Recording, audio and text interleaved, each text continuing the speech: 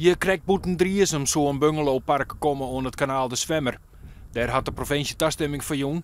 Het paste in het project Centrale As en het moest de gemeente Dantumadelen economische impuls aan. Nou, het was de bedoeling dat je dus die vakantiewinter kwamen en dan aan het wetter vanuit de Zwemmer in het gebied kwam.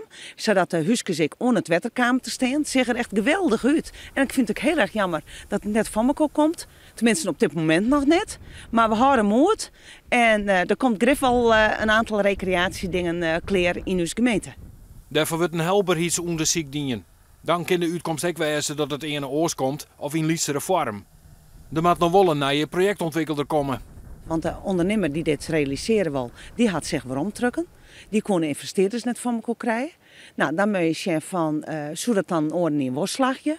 Of misschien met wat oors doen. Dus dat wordt nou onderzocht, daar hebben we nou opdracht aan. Ja, dat wordt nou onderzocht. Er het in augustus geld vrijmaken voor dit onderzoek. Dat onderzoek kan nog wel aan de takken worden.